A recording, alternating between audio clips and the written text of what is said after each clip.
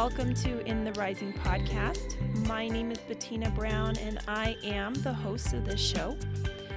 I talk about living a life without the captivity of guilt and regret, basically living a full, empowered, independent, and free life. I start off every show by saying that I am not a licensed counselor, psychologist, or psychiatrist, but I am a woman with lots of opinions and a healthcare professional who loves to research and kind of try to find out what makes us tick. So if today's topic and other topics that are put on in this podcast are of interest to you, go ahead, hit subscribe, and leave a review. I enjoy receiving feedback from you, and all of that information is put down below. So welcome again. Today I'm talking about courageous living. Living with the fear, but facing it. And I did not really know what to talk about today, but I am a really big book nerd. I've talked about books before in this podcast, and I am currently reading a phenomenal book. It's called Pivot, Pivot, and with the subtitle or subheading called The Only Move That Matters Is the Next One. And it's by Jenny Blake. And I was kind of interested to see what she's talking about in this book, but I did not know what I was in for. And if you choose to read this or even listen to some of the synopsis that I'm sure I'm going to reference this book many, many times, it's really worth the read.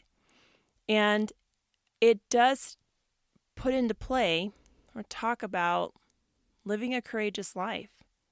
She primarily talks about career, but I'm going to go a few steps further. So she has a quote in the beginning that you need to learn how to pivot or get pivoted. And that's directly a quote from her book. And it made me laugh because it's just so simple, but also very telling. You know, I'm in my midlife right now. I'm in my 40s, and I was definitely raised with the idea that we need to have a plan. What are you going to do when you're older? Where are you going to live? What are your efforts? You know, kind of a 5-year plan, a 10-year plan, a 20-year plan, just really have it kind of laid out, which I don't think is bad.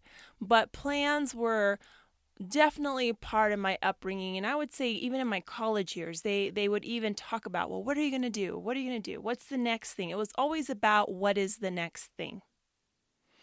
And I really had to figure out what the next thing is with regards to career, for example. And what this book talks about, what I've heard, and even when I was doing my own review with my boss this year, she was talking about a certain program that they were trying to incorporate in the hospital, but also waiting until the turnaround of like nurses was down. And it was her thought that we will never have a less turnaround of nurses because that's just what people do nowadays. You know, that you don't tend to have people work in the same place for 20 or 30 or 40 years. And especially the younger the person is, like I think below 28, below 30, that they change their job every 3 years. And for people in their 30s and 40s, the category I'm in, we tend to change jobs every 4 to 5 years. So either way, we're not anywhere for 20 or 30 years anymore. And part of this is that corporate loyalty has given way to uncertainty. And that 90% of people that are working wherever they're working, whatever they're doing, are not engaged. Which means they're not really interested. Like they show up, they punch in, they punch out, they clock in, they clock out. They do what they have to do without any vigor, without any excitement, without any innovation. They just kind of come due.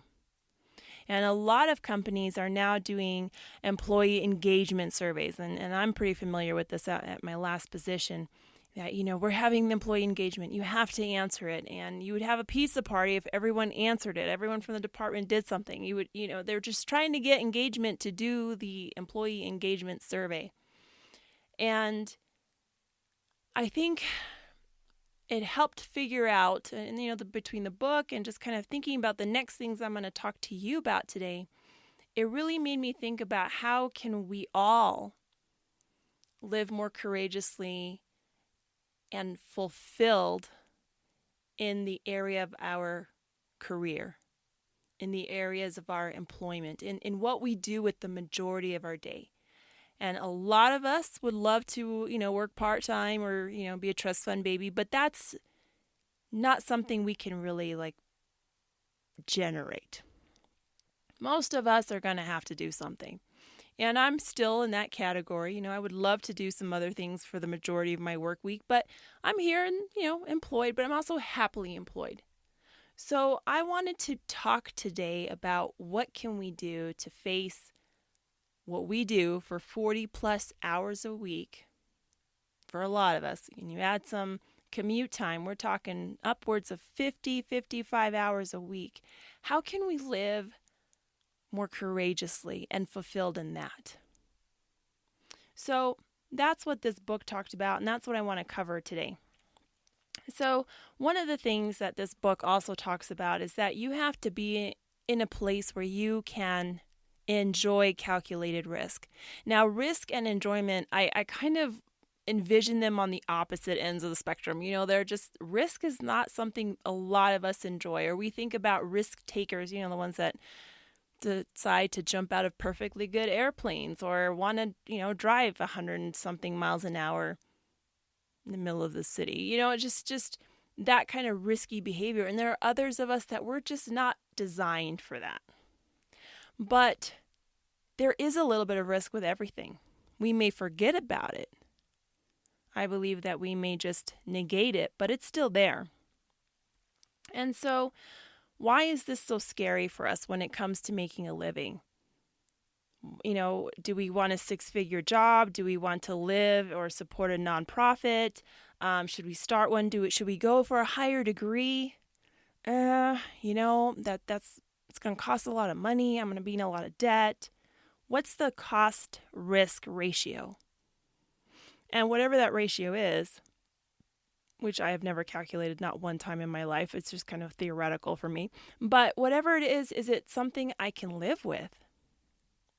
Well, I am going to talk about a few things today that I think helps us examine. It certainly helped me examine. This book has helped open up my eyes, but I've been on this journey for a while, and I wanted to share how to live maybe a more fulfilled, risk-free, risk-enjoying career. So, number one, my first belief number one, Bettina's belief, that any career change or job change that affects our basic fundamental needs is scary. And I think we just need to extend grace to that. Changing job, even the book mentions it, it looks good on paper job. In fact, the author worked for Google for a long time, and when she told friends and family she was leaving Google, people said, but that's the greatest company on earth. What? It's hard to get in. Why would you ever leave? But it wasn't fulfilling for her. It wasn't fulfilling for her. And changing the job for her, and for me as well, looking back on my own life, having a degree in biochemistry, what should I do with that? What could I do with that? And I've been told by a few people, wow, you really wasted that degree because you're a physical therapist now and you don't need to know DNA. You don't need to know all about the genetics. But it was a waste. It was a waste. And not necessarily. Because there are certain things which are fundamental, like, we need basic things, air, food, Walter, maybe you need Walter, shelter, just things for your psychological, your physical health. Maslow's hierarchy scale, it's called. I'm going to put it in there as well.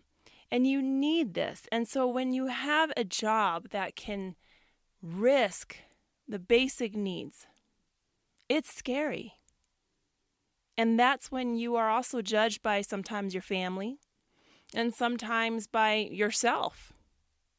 In fact, I had a very great conversation with a person, and he was telling me the story of he got a pay raise. The company didn't want to pay him so much in overtime, so they actually adjusted his pay and gave him more pay and wouldn't give him overtime till he had worked an additional 10 or 15 hours a week. And he's like describing this to his wife, and she said, okay, and, asked some questions. Well, what does that mean? How much do you make now? How much do you make then? And blah, blah, blah. And he said, about a month later, I come home. She has dinner ready, and we're sitting there, and she says, I just want you to know I gave my 2 weeks notice at work. And he said, what? Why would you do that? We have bills to pay. How did you not consult me? And she said, I did. I asked what you made before and what you're going to make now. And, with all it's basically the same as what I was making. So I can just not work and not use that gas money. And we're financially the same. And plus, she was really struggling with some aches and pains at her job. And she said, I'm physically losing my ability to do basic things. She was a hygienist, and carpal tunnel. If you don't have your hands, you don't have your job. It's kind of like therapy. So it was a really interesting conversation. He said, she was looking at her basic needs of, I want to be able to use my hands and not have pain all day. And I was thinking, are we going to be able to pay the mortgage? How are we going to pay for food? But once he realized that those were covered, excuse me, then it was completely okay. So that is where the judgment lies for a lot of us. Well, what am I going to do to provide for myself? But I don't think a lot of us look past that, shelter and food and water, all of that, to look at what else can and is a career supposed to do for you. It's supposed to give you other things on that Maslow's hierarchy, that personal security, resources, health, friendship, coworkers, having more self-esteem and status and recognition for all that you do, and then finally self-actualization where you are being the very best that you can be. This hierarchy works for every component of life. So if we're in a job or in a career where we're just paying the bills, we're not getting the other 4 parts of that pyramid. And then we feel empty. So just to recognize where that fear is coming from and that there's nothing wrong with that. Number 2, my belief. My belief is following along with someone else's belief. It's Stephen, and I can't pronounce his last name, Grotz, Grosz, and he wrote this in a book called The Examined Life, and he says all change involves loss. All change. We may be afraid of leaving our job because we might be afraid of grieving what we've left. And we do this in every aspect. Leaving one job to go to another, you're leaving familiarity. You may have been there at the end of your if you're below 30, third year. If you're my age group, you've been there 4 years, which might as well feel like forever. And you feel as though you're leaving your childhood home. You know the routine. You know the culture. You know where you stand in relation to everyone else. And even if you don't like where you stand, you still know where it is. You know what you can get away with. You know what you can't. You know that you're going to get another raise. You know that you're maxed out and you're only going to get bonuses. You have this sense of knowing. And you're risking that. You might lose that. In fact, the same goes for personal relationships. For example, you're getting married. And you hear a lot of people, oh, I'm so excited. I'm getting married. But there's loss also. There is loss. There's loss of being single. If I don't pay my phone bill, I don't have to explain that to anyone. If I feel like shopping on Amazon and I've just clicked go to cart and proceed to checkout for the 6th time in one day, I don't have to explain my expenses to anybody. I don't. I don't have to hide my packages in the trunk of my car. I may have done that before. I don't have to do any of that. You know why? Because I don't have to explain that. But when you're married, you should, my belief. You should be able to communicate that way. I don't have to communicate with anyone. I just do it. So I'm leaving what I'm familiar with. And with my job, I may leave what I'm familiar with there. So there is a loss. And just to know that even in your excitement of moving on to something different, that you will lose something else. And it may very well be worth losing. But that doesn't mean you can't appreciate it. Appreciate for what it's helped you gain, which is your next opportunity, instead of just looking at what you're going to lose. My third belief is that we can never see the entire path that leads to our greatest life. And I think this is where that question, what do you plan on doing in 5 years? Like what is your goal 5 years from now? And I think some of these are great goals to have. You know, like in 5 years I want to buy my own house. In 5 years I want to pay off my car. In 5 years I want to finish graduate school. I think those are legitimate things. But where are you going to work? I don't know. Is that really a legitimate question? Unless you work for certain entities, like the government, it's a more high chance that will still be around. But the companies are buying each other out and merging left and right. The company that I've worked for has been purchased. The building that I'm going to work in has a different name on it than it did 2 years ago. Things constantly change. And you cannot plan everything. I would never have thought 5 years ago that I would sit here today with a podcast, that I would have my book out on Amazon, that I would have finished my other master's degree, that I would have another certification, and that I would be doing what I'm doing today.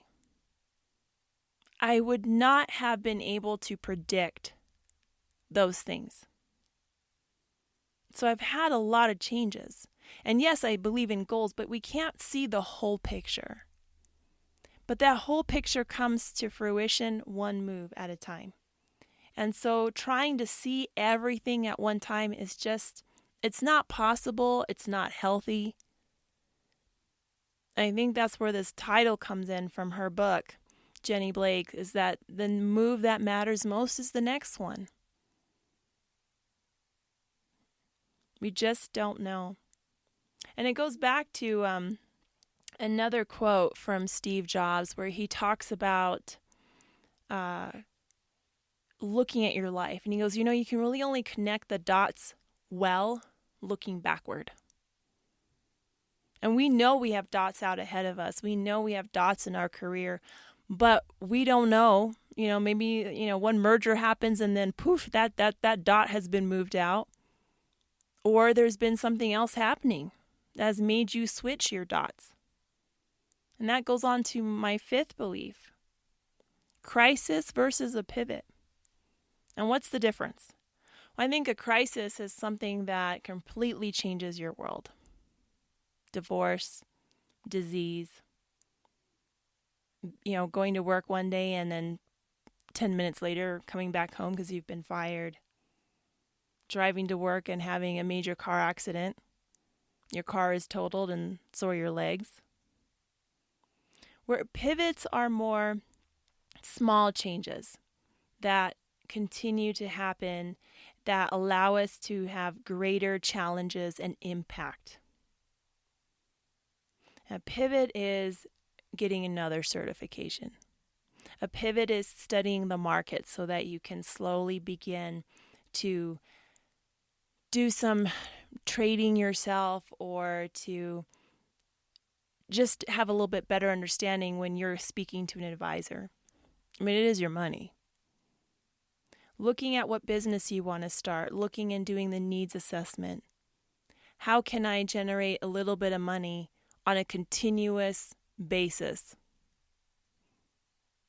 Trying to figure out what you're going to do to remodel your home, because you can tell in 10 years that those stairs are not going to work as well, that bathtub is not going to work well. You need a walk-in shower. Trying to figure out, okay, well, should I remodel? Should I maybe look into another home? If I am going to look into a new home, what area do I like? Small decisions, start investigating, starting to move. Those are pivots. And so far as our career, for us to remain valuable, mostly to ourselves and our family, and in alignment with our goals and our values, pivots are necessary. Pivots are crucial, because what you loved at 20 is maybe not what you're in love with at 30 or 40. I mentioned before that some people had told me my biochemistry degree was worthless because, I'm not, clearly, I said I'm a physical therapist. I don't have a PhD in genetics or biochem, for example. I'm not working in a research laboratory. But I don't think it was worthless. It definitely, there was a huge pivot. I left research world. I left the possibility of becoming a professor in some university to be a physical therapist. But I used the tools that I gained in that degree. For one, if I can understand, or at least pretend to understand as much as possible, inorganic chemistry, I can definitely understand anatomy. And that gave me some deep-rooted confidence that I can get this. It may be hard and it may be tough, and I will have to have flashcards with me all day, every day, but I know in my soul I can do this. And with anything in life so far, as upset as I'll get, I know deep down I have the capacity to do it because I got a biochemistry degree. Now, some may call that cocky. That's okay. But it was so difficult for me that I don't feel I will come across something that will be that difficult for me again. So just gaining that confidence, was that a waste? Just to learn how to think, not what to think, but how to think, how to stop and break a problem down. Go to the roots, go to the atoms of the problem on the molecular basis. Figure that out. Was that really a waste then? Was it? And for me, the answer was no. That pivot was necessary. All the experiences, I've worked in the hospital, I've done work in people's homes, I've worked in long-term care facilities. I've done specific things with regards to wounds. I've also worked with people in the oncology world. All of those experiences come together so that way when someone's in a hospital and not sure about the next step, I have a full understanding of what they can expect when they go home and what to expect from that rehab, because that's what I did. It's not something I read about. It was something I lived. If they have to go to a rehab, I can really explain to them and answer their questions and address their fears. You know why? Because that was what I did. Not something I remember learning about when I was in school, but something I did to bring in income. It was a day in, day out. So my value to that client or that patient in the hospital has increased because of my experience and all of the pivots in my life. And that doesn't have a price. To me, that is priceless. And so when someone gives me their experience and their telltales from all of their pivots in their life, especially career-wise, that is also not a waste. So I think our fullest life comes from recognizing that our fundamental needs are there, but it's going to be scary, that every change involves some loss, that we don't have to see the big picture. The small picture will do. And that once we recognize that we're in a pivot, not a crisis, that we can calm down and deal with one thing at a time. And in this manner, we can follow what I call our life compass, and that follows our values.